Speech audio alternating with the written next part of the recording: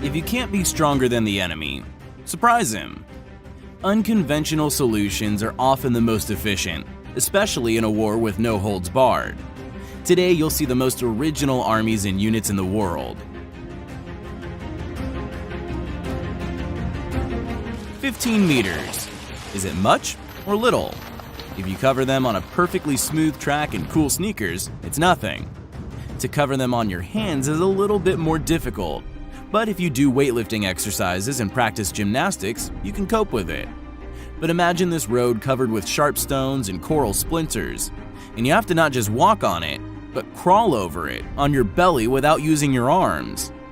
This is how we can describe the friendly ambiance in which the frogmen of the Taiwan, a partially recognized republic in East Asia, Marine Force passed the final exam with the suitable name, Road to Paradise. The cadets' emotions can tell you more than we can. At the end, they are rewarded with hugs of their relatives, the status of a full-fledged Marine, and certainly the feeling of pride. You should endure 9 weeks of training in one of the elite military units of Taiwan, and don't spare yourself too much on the track.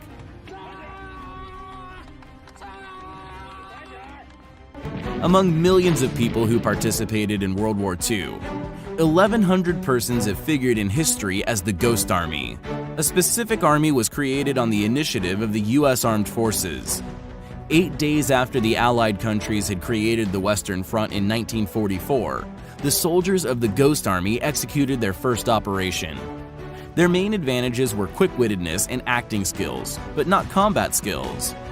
It may be called the first warfare trolling ever seen, and they were very efficient at that. A designer, a photographer, an editor, and other representatives of arts professions were deceiving the Third Reich soldiers for months with the help of 17 inflatable tanks, trucks, and artillery cannons.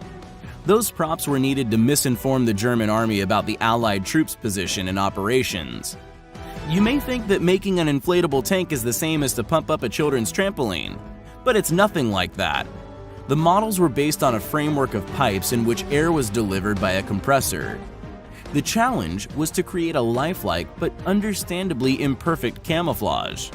It was important to bring other senses into play. For instance, creating a real sound ambiance the soldiers had recorded in a training camp. The sounds of shots and movements of war machines. The soldiers did not limit themselves to the inflated properties. Having resorted to all the mental charisma of Hollywood, they entered French cafes and discussed details of military operations loudly, surely invented from the first to the last word. The commands right turn and left turn are known from school days. But why limit yourself during a march when you can sing in your mother tongue? Make gestures with your hands and shake your thighs. This is the marching style of African soldiers. And a sudden presence of national color doesn't prevent them from coordinating their gestures. Actually, African guys are famous for their unconventional approach. Thus, if they don't have enough shells during the maneuvers, they imitate the sounds of shots and explosions with the help of articulation and imagination and fire on imaginary targets. After all, why not? They practice the tactics without endangering their companions' lives. Nice approach. Boom, boom, boom, boom. Boom. Boom, boom, boom. You're a girl. You should speak gently. Try saying this to the soldiers of Israel's women's military units. At the same time, try expressing your view on gentle character, charm, or cookery, just to see what disciplinary punishment they will apply to you. Let's start with the fact that in Israel, all girls are liable for call-up on an equal footing with men. The only difference is that most of Israeli girls serve in non-battle units. There are exceptions, such as the Caracal Battalion. 2/3 of the battalion are girls, and the minority of men should make efforts to win respect. The main task of the battalion is not maneuvers, but real defense of the Israeli southern border, looking to terrorists, illegal migrants, and smugglers. So here you have winds of the desert, hard physical exercises, military workmanship, and taking discretionary decisions. To be ready to defend your country, you don't need to gather troops of hundreds and thousands of men. For example, the army of San Marino counts just 80 soldiers. However, nobody could ever deprive the country of its independence. Of course, the highest level leaders, geographic inaccessibility, and strength of mind are important. Today, the San Marino Army takes on the role of the police rather than the army and defends the order in the country.